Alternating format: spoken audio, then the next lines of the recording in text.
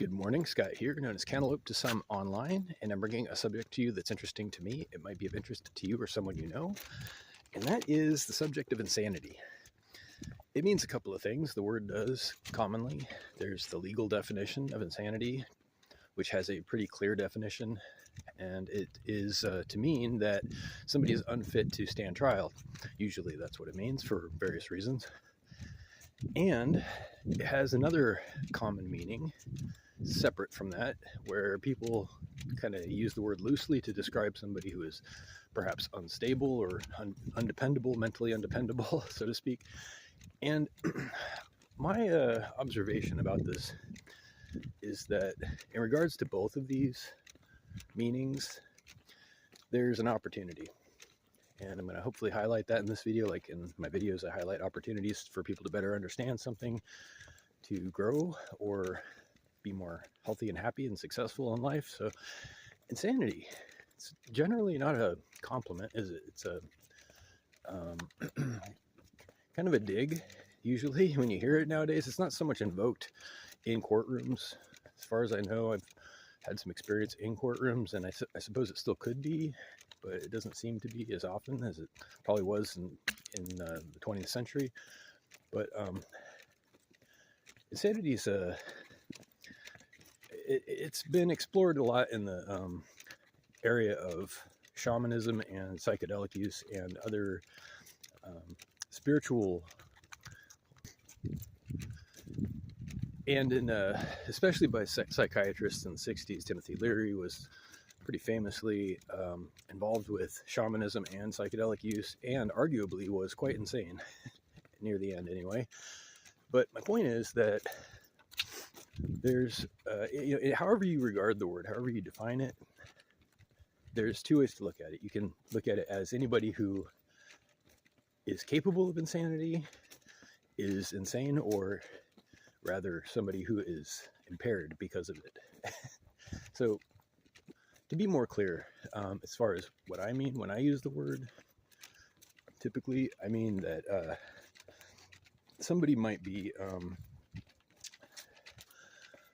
unable to be logical because of connections that are made inappropriately, because of assumptions, or an inability to follow a train of logic or a train of thought in a way that is needed to be accurate.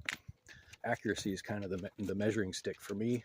If somebody is unable to be accurate and it is a permanent kind of thing, then I might invoke the word insanity. But here's the thing. Now, there's the other kind that I just mentioned, where a person might be capable of insanity, but not impaired by it.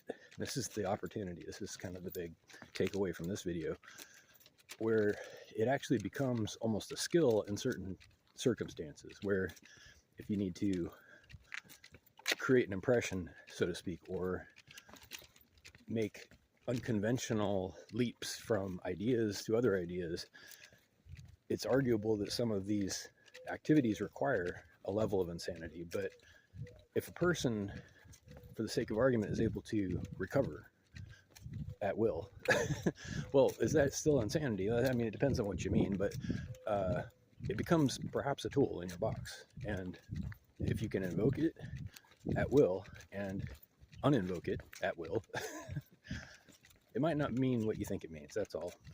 And at that point, it's no longer an impairment or a reason to reject somebody, but a perhaps a skill that they have. Who knows? But anyway, there's a lot to be said on the subject of exploration, psychological, and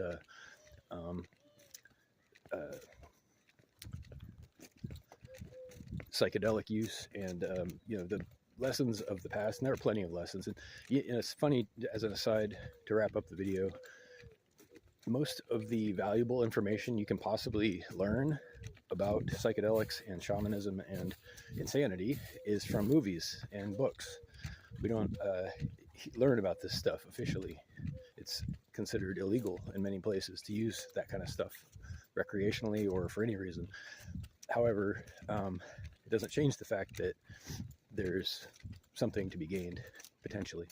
And this is not about that, and I'm definitely not recommending anybody try anything. I'm just saying that it's not all bad, but we refuse to talk about it. In fact, last connection to this subject in this video, AI has taken over the dialogue, so to speak.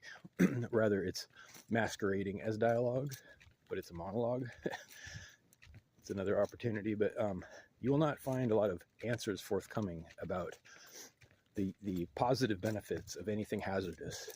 It becomes a liability concern, and you may notice when you talk to these systems that they are hard-coded to avoid these subjects, to patently just refuse to talk about illegal drugs, or even things that are legal but potentially very dangerous, like owning a weapon, how to properly load a weapon.